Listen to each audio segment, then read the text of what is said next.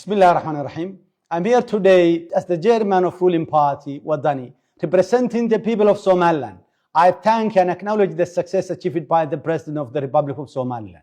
And I appreciate the long wait our people have endured for recognition. I would like to express our heartfelt gratitude to the State of Israel for recognizing Somaliland and for its courageous decision and brave steps in the right direction. This moment will be remembered in history, and the people of Somaliland will never forget. The people of Somaliland have a remarkable history for resilience, determination, and they had a vision of statehood and fought for independence. They gained independence on June 26, 1960, but the unlawful union with Somalia was marred by controversy and unfair treatment.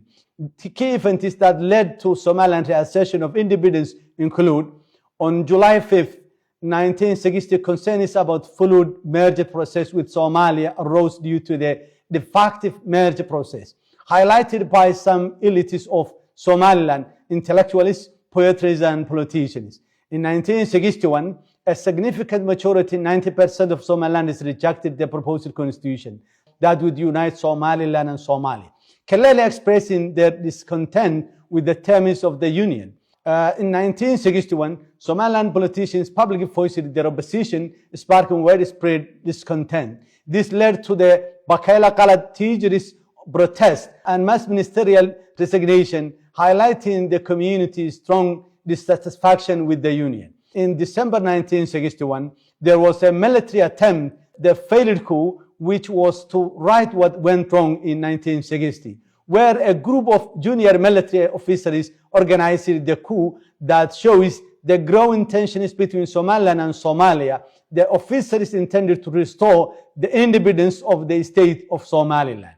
Despite efforts to address the grievances, the issue persisted, leading to civil unrest, and Somaliland community suffered under brutal suppression, including arbitrary arrest, curfews, and mass shootings. Example, 45 businessmen in Bur'o. The Somali National Movement, SNM, was formed in 1981 to fight against Siad Barre's regime. On May 27, 1988, after a long struggle, they took control of the Somaliland most of regions, and more than 50,000 civilians had been killed by government aircraft bombs. Before the civilians in cities fled to refugees camps, they were massacred in different places, including Malka Durduro, Kalshekh, Jazeera, and other locations, resulting in more than 200 registered mass graves. On May 18, 1991, Somaliland community representatives declared independence, restoring the sovereignty of the state of Somaliland, where delegates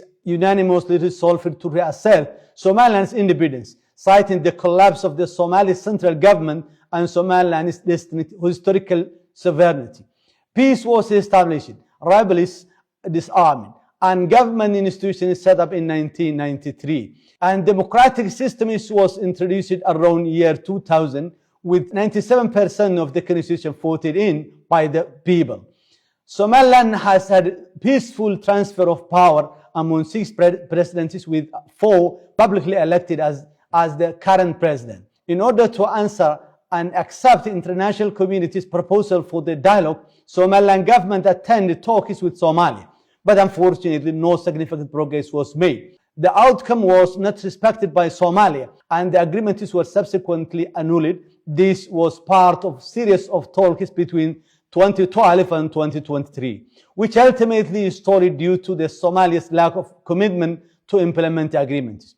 For 34 years, Somaliland has self-governed, implementing development and enduring challenges despite lacking international recognition. Somaliland's journey is marked by struggle, resilience, and progress towards stability and democracy. Since 1991, Somalia has not been able to effectively control its claimed borders, and its government has had difficulty maintaining a stable presence, largely limited to the parties of Mogadishu.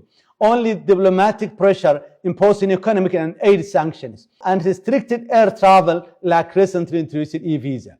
Somaliland has been behaving responsibly and serving as trusted partner for neighboring countries as security buffer zone. We will continue to prioritize peace, security and cooperation in the region while actively fighting against terrorism. The State of Israel became the first to acknowledge the above-mentioned context and reality by recognizing the Republic of Somaliland.